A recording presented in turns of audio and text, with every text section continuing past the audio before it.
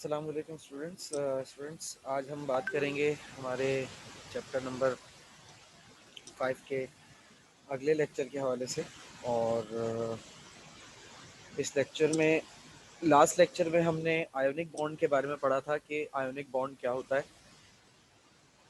अब आज के लेक्चर में हम बॉन्ड की दूसरी टाइप, चूँकि हमारे पास केमिकल बॉन्डिंग की 3 टाइप्स हैं, तो बारी बारी हमने सबसे पहले तो उन 3 टाइप्स को पढ़ना है। तो आज हमारे पास बॉन्ड की अगली दूसरी टाइप के बारे में हम बात करेंगे, जो कि कोवेलेंट बॉन्डिंग है। और कोवेलेंट बॉन्डिंग क्या होती है, आप लोग देख सकते हैं, डेफिनेशन सामने है। कोवेलेंट बॉन्डिंग दरअसल एक ऐसा बॉन्ड होता है बेटा जो इलेक्ट्रॉन की म्यूचुअल शेयरिंग से बनता है। ठीक है, यहाँ पे लफ्ज़ याद रखिएगा, इलेक्ट्रॉन की म्यूचुअल शेयरिंग से। देखिए, बॉन्ड जब भी बनता है तो बॉन्ड कम से कम भी 2 एटम्स के दरमियान बनता है। ठीक है, कम से कम भी 2 एटम्स तो होते ही हैं। ठीक है, अब उन 2 एटम्स, अगर वो 2 एटम्स म्यूचुअल शेयर कर रहे हो, अच्छा यहाँ पे म्यूचुअल शेयर का क्या मतलब है? म्यूचुअल शेयर का मतलब है कॉमन। म्यूचुअल का मतलब है यहाँ पर कॉमन या बराबरी से। उर्दू में अगर बात करें तो बराबरी से। यानी अगर फॉर एग्जाम्पल एक एटम एक इलेक्ट्रॉन के साथ सामने आ रहा है तो दूसरा भी एटम एक इलेक्ट्रॉन के साथ आए। अगर एक एटम 2 इलेक्ट्रॉन के साथ बॉन्डिंग में आ रहा है तो दूसरा एटम भी 2 इलेक्ट्रॉन के साथ आए। अगर एक एटम 3 इलेक्ट्रॉन के साथ आ रहा है तो तीसरा दूसरा एटम भी 3 इलेक्ट्रॉन के साथ आए। 3 ही इलेक्ट्रॉन्स तक यहाँ पे पॉसिबल है, इससे ज़्यादा नहीं होते। ठीक है, तो कोवेलेंट बॉन्ड एक ऐसा बॉन्ड है, याद रहे। आयोनिक बॉन्ड क्या है? आयोनिक बॉन्ड वो बॉन्ड होता है जो एक एटम से इलेक्ट्रॉन दूसरे एटम में ट्रांसफर हो जाए तो बनता है। कोवेलेंट बॉन्ड कब बनता है? जब दोनों एटम्स बराबरी से म्यूचुअली इलेक्ट्रॉन को शेयर कर लें, तो उसे हम क्या कहते हैं? Covalent bond. सही है। अच्छा, होप्स आप लोगों को ये बात समझ में आई हो। अब हम इसकी एग्जांपल्स को डिस्कस करेंगे तो आपको मज़ीद चीज़ें बेहतर क्लियर होंगी। तो हमारे पास 3 टाइप के कोवेलेंट बॉन्ड्स होते हैं बेटा, single covalent bond, double covalent bond और ट्रिपल कोवेलेंट बॉन्ड।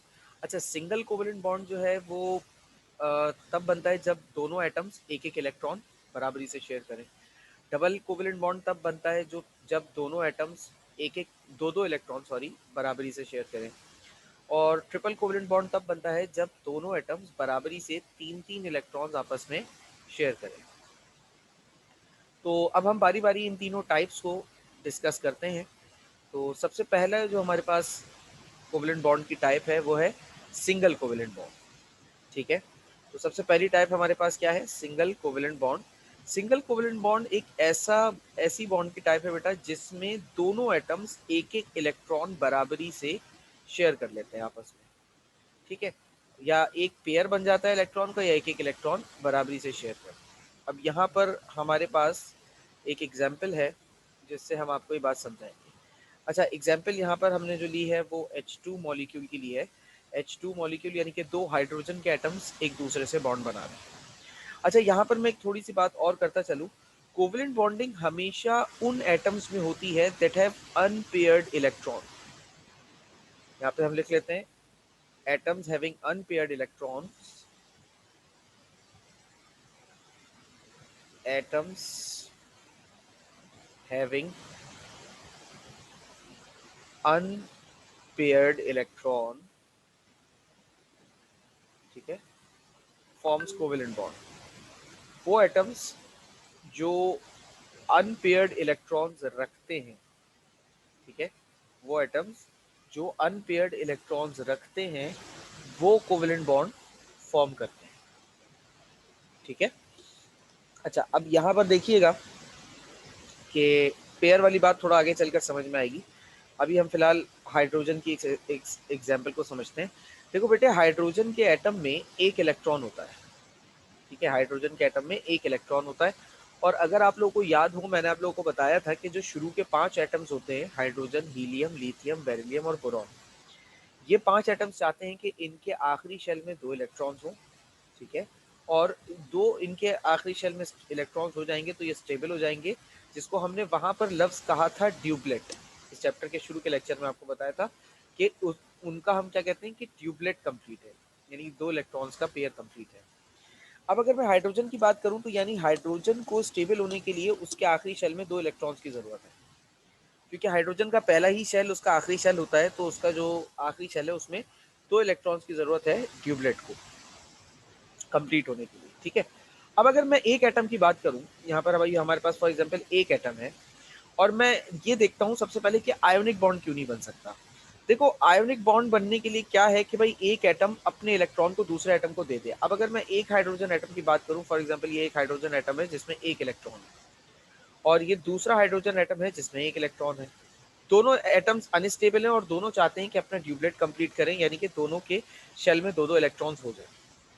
अब उसके लिए अगर आयोनिक बॉन्ड के केस पर जाएं, तो ये वाला एटम अपना इलेक्ट्रॉन इसको दे दे, या या फिर ये वाला एटम अपना इलेक्ट्रॉन इसको दे दे। आयोनिक बॉन्ड में तो यही होता है ना कि एक एटम दूसरे एटम को अपना इलेक्ट्रॉन ट्रांसफर करता है। अच्छा, अब मिसाल के तौर पे इस वाले एटम ने अपने इलेक्ट्रॉन को इस वाले एटम को दे दिया, तो उसके बाद क्या होगा, उसके बाद ये होगा कि ये वाला एटम जिसमें इलेक्ट्रॉन अब है ही नहीं, ठीक है, और ये वाले एटम में दो इलेक्ट्रॉन हो गए। अच्छा, स्टेबल होने के लिए आखिरी शेल में दो इलेक्ट्रॉन चाहिए, इसमें तो दो इलेक्ट्रॉन्स हो गए और ये एटम स्टेबल हो गया। लेकिन ये वाला जो एटम है, ये पहले से भी ज्यादा अनस्टेबल हो गया। पहले अनस्टेबल था सिर्फ, अब उससे भी ज्यादा हो गया। पहले एक इलेक्ट्रॉन की जरूरत थी, अब जो इसके अंदर एक इलेक्ट्रॉन था वो भी आगे चला गया, तो अब तो इसके अंदर दो इलेक्ट्रॉन्स की कमी हो चुकी है। तो अब तो इसको दो इलेक्ट्रॉन्स चाहिए अपने आप को स्टेबल करने के लिए। तो ऐसा यहाँ पर आयोनिक बॉन्ड नहीं बन सकता। देखो एटम्स बॉन्ड तब बनाते हैं जब वो स्टेबल होना चाहते हैं, ठीक है, तो एटम्स बॉन्ड बना रहे because they want to stabilise. ये कोई स्टेबल कंडीशन हुई नहीं मेरे हिसाब से। एक एटम तो स्टेबल हो गया, दूसरा एटम नहीं हो रहा, तो कंडीशन तो वो स्टेबिलिटी की हो सकती है या मानी जा सकती है जिसमें दोनों बराबरी से स्टेबलाइज हो रहे हो। अब यहाँ दोनों बराबरी से स्टेबलाइज तो नहीं हो रहे, एक हो रहा है एक नहीं हो रहा। ठीक है भाई, तो ये हमारे पास वजह है कि यहाँ पर आयोनिक बॉन्ड नहीं बनता। अच्छा, अब कोवेलेंट बॉन्ड के लिए क्या करेंगे ये दोनों। कोवेलेंट बॉन्ड के लिए हाइड्रोजन, क्या जो ये वाला लेफ्ट वाला एटम है इसके पास भी एक इलेक्ट्रॉन है, और जो राइट वाला एटम है इसके पास भी एक इलेक्ट्रॉन है। ये दोनों क्या करेंगे, ये दोनों ऐसा करते हैं कि अपने अपने ऑर्बिटल्स को, जिसमें शेल में इलेक्ट्रॉन होता है ना, उसको शेयर कर लेते हैं, और साथ में अपने अपने इलेक्ट्रॉन को भी एक दूसरे के साथ शेयर कर लेते हैं। ये एक इलेक्ट्रॉन अपना इसके लिए आगे बढ़ाता है, ये एक अपना इलेक्ट्रॉन इसके लिए आगे बढ़ाता है। अब नतीजतन क्या होता है, नतीजतन ये होता है कि दोनों इलेक्ट्रॉन्स का एक पेयर बन जाता है। अब ये जो इलेक्ट्रॉन का पेयर है बेटा, ये कहलाता है शेयर्ड पेयर। ये क्या कहलाता है, ये कहलाता है शेयर्ड पेयर, जो शेयर हुआ है दोनों एटम्स की बराबरी से, एक एक इलेक्ट्रॉन दिया और शेयर हो गया बराबरी से। अब ये इलेक्ट्रॉन का पेयर इस एटम में भी रिवॉल्व करता है और इस एटम में भी रिवॉल्व करता है, मतलब रास्ते इन दोनों ने अपने जोड़ लिए ना, दोनों ने अपने ऑर्बिटल्स को ज्वाइन कर लिया। आप लोग यहाँ देख सकते हो, यहाँ देख सकते हो, दोनों ने अपने ऑर्बिटल्स को ज्वाइन कर लिया है, तो अब रास्ते एक हो गए। अब जो ये इलेक्ट्रॉन का पेयर है ये इस एटम में भी रिवॉल्व करेगा और यहाँ के बाद वो इस एटम में भी रिवॉल्व करेगा। अब दोनों एटम्स को चाहिए थे आखिरी शेल में दो इलेक्ट्रॉन्स फॉर स्टेबिलिटी। दोनों एटम्स स्टेबल होने के लिए दो इलेक्ट्रॉन चाह रहे थे अपने आखिरी शेल में। अब ये दो इलेक्ट्रॉन जो है, जो यहाँ पे ये शेयर्ड पेयर था, ये दो इलेक्ट्रॉन इस वाले हाइड्रोजन एटम में भी रिवॉल्व कर रहा है और इस वाले हाइड्रोजन एटम में भी रिवॉल्व कर रहा है, जिसकी वजह से ये एटम भी हाइड्रोजन का स्टेबल हो गया और ये एटम भी हाइड्रोजन का स्टेबल हो गया। ओके। अच्छा, हो सकता है किसी के जहन में एक सवाल आ रहा हो कि सर देखें, ये इलेक्ट्रॉन पेयर जैसा कि आप बता रहे हैं कि दोनों एटम में रिवॉल्व करता है, तो ठीक है एटम्स स्टेबल हो रहे हैं। सवाल ये है कि एक वक्त में तो ये इलेक्ट्रॉन का पेयर सर किसी एक ही एटम में होगा ना, मतलब अगर इस एटम में होगा तो इस एटम में पेयर नहीं होगा बिल्कुल भी। तो ये एटम तो स्टेबल हो गया, लेकिन तब ये वाला एटम हाईली अनस्टेबल हो गया। अच्छा, ये वाले अगर ये इलेक्ट्रॉन का पेयर इस वाले एटम में है लेफ्ट वाले में, तो राइट वाला हाईली अनस्टेबल हो गया। सर स्टेबल कंडीशन तो ये भी नहीं है। बेटा मैं कहूंगा कि ऑब्जेक्शन आपका जायज है, लेकिन इलेक्ट्रॉन की स्पीड एटम में लाइट की स्पीड के बराबर होती है तकरीबन, और एटम इतना छोटा होता है कि आंखों से नजर भी नहीं आता। तो इलेक्ट्रॉन का जो ये पेयर होता है, ये दोनों एटम्स में इतनी तेजी से रिवॉल्व कर रहा होता है कि बैक वक्त कोई भी एटम अनस्टेबल रह ही नहीं पाता। मतलब अगर अभी आपने इलेक्ट्रॉन के पेयर को फॉर एग्जाम्पल, अभी आपने इलेक्ट्रॉन के पेयर को यहाँ देखा इस जगह पर, ठीक है, इलेक्ट्रॉन के पेयर को देख लिया आपने, अपने पलक को झपका और दोबारा खोला तो आप देखेंगे कि इलेक्ट्रॉन यहाँ पर होगा। आप बोलोगे सर ये तो कोई ख़ास स्पीड ही नहीं हुई, मतलब यहाँ से इतनी देर में यहाँ तक ही पहुँचा। मैं बोलूँगा नहीं बेटा, आपने जितनी देर में सिर्फ़ एक मरतबा पलक को झपक के खोला है, इतनी देर में एटम्स इन दोनों एटम्स में ये जो इलेक्ट्रॉन का पेयर है ना, ये ट्रिलियंस ऑफ राउंड ले चुका है, ट्रिलियंस ऑफ राउंड, इतनी तेज़ स्पीड होती है। तो कोई भी एटम अनस्टेबल नहीं रह पाता due to this reason. Hope so आप लोगों को ये बात क्लियर हुई हो और कोवेलेंट बॉन्डिंग समझ में आई हो। अच्छा, ये वाली बात जो अनपेयर्ड इलेक्ट्रॉन वाली है, वो यहाँ पर आपके पास नोट की हुई है, ज़रा इसको जहन में रखिएगा। एटम में इलेक्ट्रॉन जो हैं वो अनपेयर होते हैं तो वो कोवेलेंट बॉन्डिंग करते हैं। अब ये पेयर और अनपेयर वाला चक्कर मैं जब आगे बढ़ूंगा अगले डबल कोवेलेंट बॉन्ड पर जाऊंगा, जहाँ पर हमारे पास ड्यूबलेट की जगह ऑक्टेट वाले केसेस आ जाएंगे, इसमें 8 इलेक्ट्रॉन कंप्लीट करने होते हैं स्टेबल होने के लिए, तब मैं आपको समझाऊंगा कि ये अनपेयर वाली बात है क्या। ठीक है, आगे चलते हैं, अगली टाइप देखेंगे डबल कोवेलेंट बॉन्ड। अच्छा, अब सेकेंड टाइप है हमारे पास डबल कोवेलेंट बॉन्ड। अब डबल कोवेलेंट बॉन्ड में क्या होता है, डबल कोवेलेंट बॉन्ड में दोनों एटम्स बराबरी से एक एक इलेक्ट्रॉन को आपस में शेयर करते हैं, तो सॉरी दो दो इलेक्ट्रॉन्स को शेयर करते हैं। सिंगल कोवेलेंट बॉन्ड में एक एक इलेक्ट्रॉन शेयर हो रहा है, डबल कोवेलेंट बॉन्ड में दो दो इलेक्ट्रॉन्स शेयर होंगे। ठीक है, दोनों एटम्स बराबरी से दो दो इलेक्ट्रॉन शेयर करेंगे। अब इसके लिए जो हम एग्जाम्पल अभी फिलहाल कंसीडर कर रहे हैं वो है बेटा O2 की। अच्छा, अब ऑक्सीजन के हवाले से पहले तो थोड़ी सी बात को समझिएगा। देखिए, ऑक्सीजन का एटॉमिक नंबर होता है 8। इसके पहले शेल में 2 इलेक्ट्रॉन होते हैं और दूसरे शेल में 6 इलेक्ट्रॉन होते हैं। अच्छा, इसको स्टेबल होने के लिए अपना ऑक्टेट कंप्लीट करना है, क्योंकि ड्यूबलेट तो सिर्फ शुरू के 5 करते हैं, उसके अलावा सारे ऑक्टेट कंप्लीट करना चाहते हैं, तो इसको अपना ऑक्टेट कंप्लीट करना है। ठीक है, इसको अपना ऑक्टेट कंप्लीट करना है। तो ये जो ऑक्टेट इसे कंप्लीट करना है अपना, अब यहाँ पर उसके लिए क्या है सिलसिला। अच्छा, बॉन्डिंग में पहले शेल का कोई भी काम नहीं होता, जो लास्ट शेल होता है बॉन्डिंग में सारी किस्से कहानी, सारी बातचीत, सारी एक्सप्लेनेशन, सारी एजम्पशन सिर्फ उस बाहर वाले शेल के इलेक्ट्रॉन से होती है। तो अब ऑक्सीजन में 2 शेल्स हैं, पहले वाले को तो आप इग्नोर कर दीजिए, अब आ जाइए दूसरे शेल पर। तो ऑक्सीजन के आखिरी शेल में जो है वो 6 इलेक्ट्रॉन नजर आएंगे आपको। अब ये जो 6 इलेक्ट्रॉन्स हैं, ये शेल में पता है कैसे डिस्ट्रीब्यूट होते हैं। पहले तो 4 इलेक्ट्रॉन्स अकेले अकेले आ जाते हैं, क्योंकि एक ऑर्बिट में जिस उसमें 8 सीड्स होती हैं, और सीड्स जो है ना वो दो दो के पेयर में होती है, ऐसे।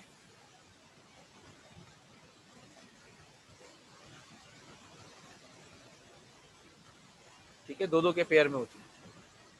तो पहले क्या होता है, जो शुरू में जो 4 इलेक्ट्रॉन आते हैं, एक इलेक्ट्रॉन एक पेयर में सीट को घेर लेता है, दूसरा इलेक्ट्रॉन आता है, वो देखता है यहाँ पर एक बंदा बैठा हुआ है, इसकी बराबर वाली जगह खाली है, लेकिन वो यहाँ नहीं बैठता, वो अगले जगह पर चला जाता है। तीसरा आता है, वो देखता है ये दो भरे हुए हैं, लेकिन इनके बराबर बराबर वाली जगह खाली है, लेकिन वो भी यहाँ नहीं बैठता, वो भी आगे चला जाता है, क्योंकि आगे उसे जगह खाली मिलती है।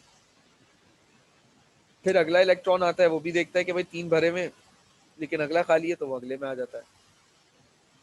ये ऐसे ही है जैसे कि अगर आप पब्लिक ट्रांसपोर्ट में सफ़र करा हो आपने कभी, या आपने देखा हो, अमूमी तौर पे अगर हम पब्लिक ट्रांसपोर्ट में बस में चढ़ते हैं, और बस में अगर कोई ऐसी सीट्स हो फॉर एग्जांपल कि दो दो के पेयर में सीट्स होती है ना, तो यहाँ पे 2 सीट्स हैं, फिर बीच में फॉर एग्जांपल गैप है, फिर यहाँ 2 सीट्स हैं। अब अगर एक शख्स इस वाली सीट पर पहले से बैठा हुआ है, इस वाली सीट पर पहले से एक शख्स बैठा हुआ है फॉर एग्जांपल, और ये वाली सीट खाली है और ये दोनों खाली है, तो आप अमूमी तौर पर देखा ये गया है कि लोग जो हैं वो इसके बराबर वाली सीट पे नहीं बैठते, बल्कि जो दोनों सीटें खाली है उस पर जाकर बैठ जाते हैं। ठीक है ना, यानी कि अगर सीट्स खाली हो तो इंसान अकेले बैठना पसंद करता है, और ये मैं अपनी कोई बात नहीं कर रहा, ये तो मैं एक साइकोलॉजिकल रिसर्च बता रहा हूँ जो पूरी दुनिया में हुई है। तो इस वजह से इलेक्ट्रॉन भी ना, भले ही बराबर में दूसरे वाले इलेक्ट्रॉन की जगह होगी, लेकिन यहाँ पर इलेक्ट्रॉन जो है वो पूरे रिंग में मौजूद है, मतलब रिंग में एक एक करके डिस्ट्रीब्यूट हो रहा है। सही है। अच्छा, अब यहाँ पर चार 6 में से सर 4 इलेक्ट्रॉन तो आपने चले डिस्ट्रीब्यूट कर दिए। अब सर जो बाकी 2 इलेक्ट्रॉन्स हैं उनका क्या होगा? बेटा जब वो आएँगे तो अब उनके पास ऑप्शन नहीं है। अगर मिसाल के तौर पे ये सीट भी ऑक्यूपाइड होती और आप बस में चढ़ते, एक सीट ये खाली है, एक सीट ये खाली है, तो मजबूरी थी आपको यहीं बैठना पड़ता ना। तो अब जो इलेक्ट्रॉन आएगा ना उसके पास कोई खाली जगह मौजूद नहीं है। अब वो आएगा, वो देखेगा कि यार सारे स्पेसेस ऑक्यूपाइड हैं, तो मजबूरन उसको दूसरे के पास बराबर वाली सीट पे बैठना पड़ेगा। बैठ गया वो। अब आखिरी एक इलेक्ट्रॉन आएगा, 5 इलेक्ट्रॉन्स आ चुके हैं। छठा इलेक्ट्रॉन जब आएगा वो भी देखेगा भाई तीनों, यहाँ तो जगह ही नहीं बाकी है। यहाँ पर एक-एक की जगह खाली है, कोई खाली जगह नज़र नहीं आ रही, तो मजबूरी में उसको भी यहीं बैठना पड़ेगा। बैठ गया वो भी। अब इस तरीके से आपके पास 2 इलेक्ट्रॉन्स जो हैं वो अनपेयर रह गए। ये जो इलेक्ट्रॉन्स है ना जो यहाँ पर अब रह गए, ये वाले, ये हैं अनपेयर इलेक्ट्रॉन, ये और ये हैं हमारे पास अनपेयर इलेक्ट्रॉन्स। ठीक है, इन्हें कह रहा हूं मैं अनपेयर इलेक्ट्रॉन्स। ठीक है, और यही अनपेयर इलेक्ट्रॉन्स कोवेलेंट बॉन्डिंग बनाने में मदद करते हैं, यानी कोवेलेंट बॉन्डिंग करवाते हैं, और कोवेलेंट बॉन्डिंग इन्हीं की वजह से होती है। तो इस तरीके से ऑक्सीजन का सिर्फ एक एटम तो होगा नहीं, 2 एटम्स होंगे ना, क्योंकि O2 की बात हो रही है। तो दोनों एटम के आखिरी शेल में जो इलेक्ट्रॉन्स की डिस्ट्रीब्यूशन होगी वो किस तरीके से होगी कि अगर इस एटम की बात करूं तो पहले तो 4 इलेक्ट्रॉन अकेले अकेले आ जाएंगे, आखिरी शेल में 6 इलेक्ट्रॉन है, याद रखिएगा। ठीक है, पहले तो 4 इलेक्ट्रॉन अकेले अकेले आ जाएंगे। इसमें भी 4 इलेक्ट्रॉन्स को मैं अकेले अकेले बना लेता हूँ, क्रॉस से जाहिर कर रहा हूँ इसके इलेक्ट्रॉन्स को। फिर क्या होगा, फिर जो 6 में से 2 बच जाएंगे। अब वो 2 इलेक्ट्रॉन्स आपस में कर लेंगे पेयर। ठीक है, अब ये हो गया पेयर। अब देखो जरा, अनपेयर कौन रह गया? अनपेयर ये वाला इलेक्ट्रॉन रह गया, ये रह गया, ये वाला रह गया, ये वाला रह गया। तो ये जो अनपेयर इलेक्ट्रॉन्स हैं ये आपस में शेयर हो जाएंगे दोनों एटम्स के। अच्छा, दोनों एटम्स शेयर वैसे ही होंगे, दोनों अपने अपने ऑर्बिटल्स को शेयर करेंगे। अब यहाँ पर 2 पेयर है इलेक्ट्रॉन के, जरा गौर कीजिए, यहाँ पर इलेक्ट्रॉन के 2 पेयर्स हैं, 1 और 2। कैसे? एक पेयर ये है और एक पेयर ये है। अब ये 4 इलेक्ट्रॉन का पेयर इस ऑक्सीजन में भी रिवॉल्व करेगा और इस ऑक्सीजन के एटम में भी रिवॉल्व करेगा, जिससे कि ये दोनों ही एटम्स, ये भी स्टेबल हो जाएगा और ये भी स्टेबल हो जाएगा। ठीक है बेटा, होप्स आप लोगों को बात समझ में आई हो। तो अब यहाँ पर चूंकि दो दो इलेक्ट्रॉन शेयर कर रहे हैं दोनों एटम, तो ये कहलाएगा डबल कोवेलेंट बॉन्ड। अब हम मज़ीद आगे चलते हैं और बॉन्ड की अगली टाइप यानी ट्रिपल कोवेलेंट बॉन्ड की तरफ देखते हैं। अच्छा, ट्रिपल कोवेलेंट बॉन्ड क्या होगा बेटा? ट्रिपल कोवेलेंट बॉन्ड ऐसा कोवेलेंट बॉन्ड होता है जिसमें दोनों एटम्स 3-3 इलेक्ट्रॉन्स एक दूसरे के साथ शेयर करते हैं। ठीक है, एक एटम भी 3 इलेक्ट्रॉन शेयर करेगा दूसरे के साथ और दूसरा एटम भी अपने 3 इलेक्ट्रॉन ही शेयर करेगा। अब इसके लिए एग्जाम्पल हमारे पास जो है वो है N2। ठीक है, इसके लिए हमारे पास एग्जाम्पल है N2 की, जिसमें 2 नाइट्रोजन के एटम्स एक दूसरे से बॉन्ड बनाते हैं। अब जरा इसको समझिए कि भाई नाइट्रोजन का एटॉमिक नंबर होता है 7। इसके पहले शेल में 2 इलेक्ट्रॉन्स होते हैं, दूसरे में 5 होते हैं। ठीक है, तो और दूसरा ही शेल इसका आखिरी शेल होता है। अब मैंने आपको एक बात समझाई है कि हमारे पास बॉन्डिंग का जो भी अमल दखल होता है वो सारा आखिरी शेल से होता है, और उससे पहले 2 शेलों या 4 शेलों हमें उससे कोई गर्ज नहीं होती। अब ये जो आखिरी शेल के इलेक्ट्रॉन्स हैं इसको देखिएगा। अब एक नाइट्रोजन एटम है ये हमारे पास, और दूसरा नाइट्रोजन एटम है ये रहा हमारे पास। ठीक है? अब ये 5 इलेक्ट्रॉन इस नाइट्रोजन एटम में कैसे डिस्ट्रीब्यूट होंगे? एक एक इलेक्ट्रॉन पहले तो अकेले अकेले आ जाएगा। ठीक है, इस एटम में भी पहले तो एक एक इलेक्ट्रॉन अकेले अकेले आ जाएगी। अब 5 में से 4-4 इलेक्ट्रॉन दोनों के एडजस्ट हो गए। अब कितना रह गया? सिर्फ एक इलेक्ट्रॉन इसका, एक इलेक्ट्रॉन इसका। तो अब वो एक इलेक्ट्रॉन मान लीजिए इसका ये रहा, इसका ये रहा। अब अनपेयर कौन कौन है और कितने? तो आपका जवाब होगा सर 1 2 3, ये 3 अनपेयर हैं और 1 2 3 ये अनपेयर है। तो ये अनपेयर शेयर होगा दोनों आपस में, ये अनपेयर शेयर होगा दोनों आपस से, ये अनपेयर और ये अनपेयर शेयर होंगे दोनों आपस में। तो अब इस तरीके से आपके पास N triple bond with N हो जाएगा और इस तरीके से ट्रिपल कोवेलेंट बॉन्ड फॉर्म होता है। अब इसके अंदर चूंकि दोनों एटम 3-3 इलेक्ट्रॉन्स को शेयर कर रहे हैं तो ये यहाँ पर हमारे पास ट्रिपल कोवेलेंट बॉन्ड बनेगा। अब देखिए यहाँ पर भी जो बॉन्ड बने हैं वो अनपेयर इलेक्ट्रॉन से ही बने हैं, पेयर्ड इलेक्ट्रॉन का इस्तेमाल नहीं हुआ है। अनपेयर से ही बनेगा बॉन्ड, पेयर का इस्तेमाल यहाँ पर नहीं होता। होप सो आप लोगों को बात क्लियर हो गई हो मेरी। मज़ीद आगे देखते हैं। अब हम बात करेंगे कुछ कोवेलेंट कंपाउंड और आयोनिक कंपाउंड्स के डिफरेंसेस की। ये तो हमने देख लिया कि भाई आयोनिक कंपाउंड कैसे बनते हैं, भाई एक एटम से दूसरे एटम में इलेक्ट्रॉन ट्रांसफर होता है। कोवेलेंट कंपाउंड कैसे बनते हैं, भाई दोनों एटम्स बराबरी से अपने अपने इलेक्ट्रॉन्स को शेयर कर लेते हैं।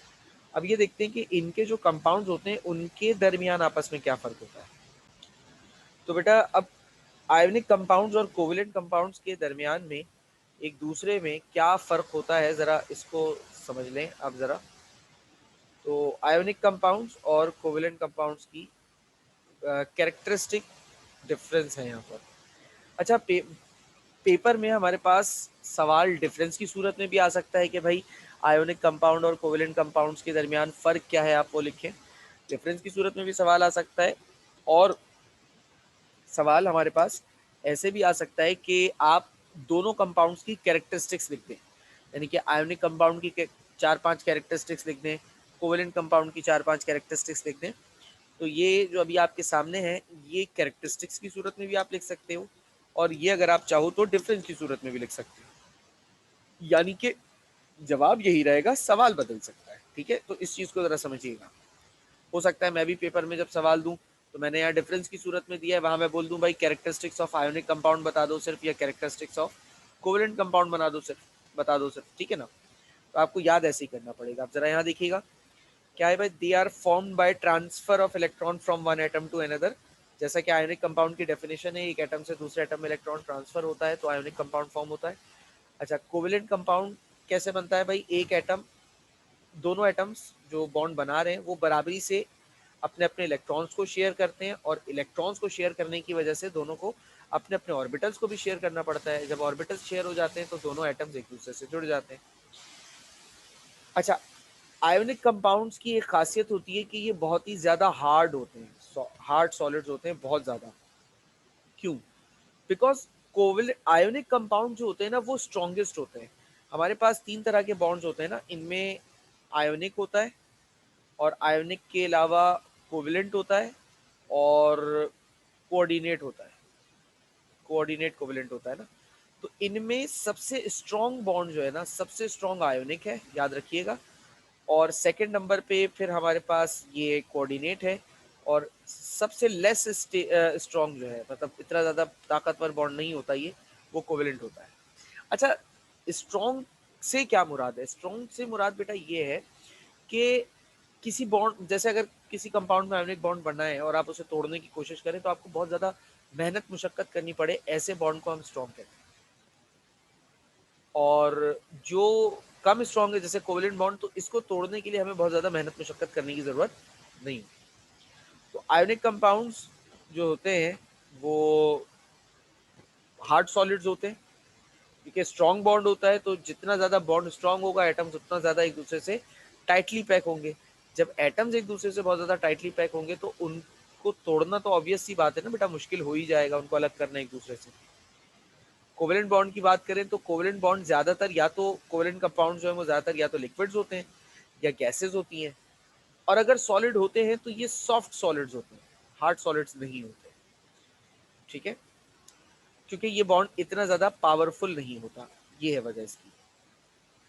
अच्छा, अब आयोनिक कंपाउंड्स इलेक्ट्रोलाइट्स होते हैं और कोवेलेंट कंपाउंड्स नॉट इलेक्ट्रोलाइट्स होते हैं, नॉन इलेक्ट्रोलाइट्स। इलेक्ट्रोलाइट क्या होता है बेटा, देखो ये मिसाल के तौर पे एक मेरे पास इलेक्ट्रोलाइटिक सॉल्यूशन है, एक बीकर है, उस बीकर के अंदर मैंने एक मेटल के 2 प्लेट्स लगाई। ठीक है, और उन 2 प्लेट्स को एक बैटरी से जोड़ दिया, माइनस प्लस। ठीक है, और इन दोनों प्लेट्स के दरमियान के इस गैप को ख़त्म करने के लिए मैंने कोई लिक्विड डाल दिया। ठीक है, कोई ख़ास किस्म का कोई लिक्विड डाल दिया। अब मैं बटन ऑन करूं, बटन ऑन करने से क्या होगा कि इस पूरे सर्किट में करंट अगर पास हो जाए अगर करंट पास हो जाए तो ये जो लिक्विड होगा ये कहलाएगा इलेक्ट्रोलाइट, यानी कि इसने अपने अंदर से करंट पास कर दिया। और अगर ये करंट इन इसमें से पास ना हो तो ये कहलाएगा नॉन इलेक्ट्रोलाइट, यानी कि इसने अपने अंदर से करंट पास नहीं होने दिया। इसके बारे में तफसील हमारे पास चैप्टर 8 में भी आएगी, तो इंशाल्लाह इसे वहाँ पर भी हम बड़ी डिटेल में डिस्कस करेंगे।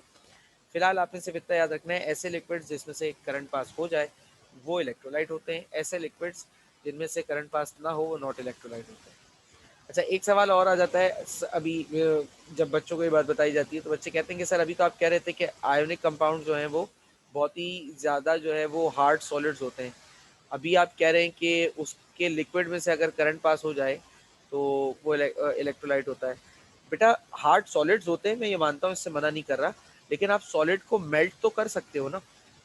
तो मैं उस मेल्टेड सब्सटेंस की बात कर रहा हूँ, उसमें से करंट पास हो जाता है, लेकिन कोवेलेंट कंपाउंड्स में ऐसा नहीं होता। ठीक है। अच्छा, आयोनिक कंपाउंड्स जितने भी होते हैं बेटा, उन सब के सबका जो मेल्टिंग पॉइंट और बॉइलिंग पॉइंट होता है वो बहुत ज़्यादा होता है। ठीक है। आयोनिक कंपाउंड जैसे NaCl का मेल्टिंग पॉइंट 801, बॉइलिंग पॉइंट जो है वो तकरीबन 1600 से भी ऊपर होता है। तो मेल्टिंग पॉइंट और बॉइलिंग पॉइंट ज़्यादा है तो वो हमारे पास आयोनिक कंपाउंड होते हैं, और कोवेलेंट कंपाउंड वो होते हैं जिनका मेल्टिंग पॉइंट और बॉइलिंग पॉइंट कम होता है, लो होता है। ठीक है। अच्छा, यहाँ पर रीज़न क्या है सर, वजह क्या है? वजह बेटा यहाँ पर भी वही है कि चूंकि आयोनिक कंपाउंड बहुत ज़्यादा स्ट्रॉन्ग बॉन्ड वाले होते हैं, तो इस वजह से उनको एक दूसरे से उसके एटम्स को दूर करना ज़रा मुश्किल होता है। उसके बरक्स कोवेलेंट कंपाउंड्स, जो कोवेलेंट बॉन्ड जो है वो इतना ज़्यादा स्ट्रॉन्ग नहीं होता, एटम्स को इतनी ज़्यादा पावरफुली जोड़ के नहीं रखता, तो उनको एक दूसरे से अलग करना मुश्किल भी नहीं होता, इसी वजह से लो मेल्टिंग पॉइंट और बॉइलिंग पॉइंट होता है। अच्छा, आयोनिक कंपाउंड जो हैं वो नॉट वॉलेटाइल होते हैं, मतलब आपने देखा होगा जैसे अगर एक फर्श पे पानी गिरा दें, कपड़े पे पानी गिरा दें, या पेट्रोल किसी ज़मीन पे गिरा दें, थोड़ी देर बाद वो पानी और वो गिरा हुआ ज़मीन पर पेट्रोल जो है वो वेपर्स बनकर हवा में उड़ जाता है, वेपर्स बनकर हवा में उड़ जाता है। इसी तरीके से अगर मैं शहद का ढक्कन खुला हुआ रख दूं, 10 साल भी रखा रहूंगा तो जितना शहद उस बोतल में है उतना ही रहेगा, कम नहीं होगा। जबकि लिक्विड तो शहद भी होता है सर, कम नहीं होगा, बिकॉज हनी जो है ना वो नॉन वोलेटाइल है। हनी जो है वो इस तरीके से वेपोराइज नहीं होता, वेपर में कन्वर्ट नहीं होता खुद से। जबकि वाटर या पेट्रोल की अगर बात करें तो वो नॉन वॉलेटाइल होते हैं, इसकी वजह से वो खुद से ही उसके जो लिक्विड मॉलिक्यूल्स होते हैं वो एक दूसरे से दूरी बना लेते हैं और वो वेपर बनकर हवा में उड़ना शुरू हो जाता है। तो ऐसे लिक्विड्स बेटा जो वेपर बनकर हवा में उड़ सकते हों, उड़ जाते हों, उनको कहते हैं वोलेटाइल। और ऐसा सब्सटेंस या ऐसे सब्सटेंसेस जिनको जिनको आप खुला रख भी दो तो भी वो अपनी ओरिजिनल वॉल्यूम को खोते नहीं है, यानी कि वो हवा में वेपर बनकर या गैस बनकर उड़ते नहीं है। ऐसे सब्सटेंसेस को हम कहते हैं बेटा नॉन वोलेटाइल। वोलेटाइल वो जो उड़ जाता है, और नॉन वोलेटाइल वो होता है बेटा जो उड़ता नहीं। ठीक है, वेपोराइज मतलब निकलेगा नहीं यहाँ से। ठीक है। तो आयोनिक कंपाउंड्स नॉन वोलेटाइल होते हैं, अगेन यहाँ पर सेम रीज़न है, बिकॉज आयोनिक कंपाउंड्स में जो एटम्स होते हैं वो एक दूसरे से बहुत ज़्यादा टाइटली पैक होते हैं, टाइटली जुड़े हुए होते हैं। और अगर कोवेलेंट बॉन्ड की बात करें जो कि एक वोलेटाइल जो कि वोलेटाइल कंपाउंड्स होते हैं, तो covalent compounds are volatile because covalent bond जो होता है ना वो एक वीक तरह का बॉन्ड होता है, वो इतना ज़्यादा स्ट्रॉन्ग नहीं होता आयोनिक जितना। बॉन्ड तो वो भी स्ट्रॉन्ग है, लेकिन आयोनिक जितना स्ट्रॉन्ग बॉन्ड कोवेलेंट नहीं होता। होप सो आप लोगों को आज की मेरी सारी बात समझ में आई हो। अगर आप लोगों को कोई क्वेश्चन है, इस कंफ्यूजन आती है, कोई क्वेश्चन है आज के पूरे लेक्चर से रिलेटेड, तो आप लोग मुझसे व्हाट्सएप के ज़रिए पूछ सकते हैं। दूसरी बात ये कि कोवलेंट कंपाउंड्स की 5 टाइप्स होती हैं, 5 में से 3 मैंने आज आपको पढ़ा दी हैं। Ionic coordinate covalent, single double और ट्रिपल कोवलेंट बॉन्ड। 2 टाइप्स जो हैं वो इलेक्ट्रॉन पे डिपेंड नहीं करती हैं, मतलब जैसे यहाँ पर था ना कि सिंगल कोवलेंट बॉन्ड में 1 इलेक्ट्रॉन, डबल में 2 और ट्रिपल में 3। जैसे 2 टाइप जो हैं वो अलग बेसिस पर है, उनकी टाइप अलग टाइप होने की वजह कुछ और है, वो मैं इंशाल्लाह आप लोगों को नेक्स्ट क्लास में पढ़ाऊँगा। तो तब तक के लिए अल्लाह हाफ़िज़। अगर आप लोगों को कोई क्वेश्चन हो तो बिला झिझक पूछ सकते हैं। Thank you. अल्लाह हाफ़िज़।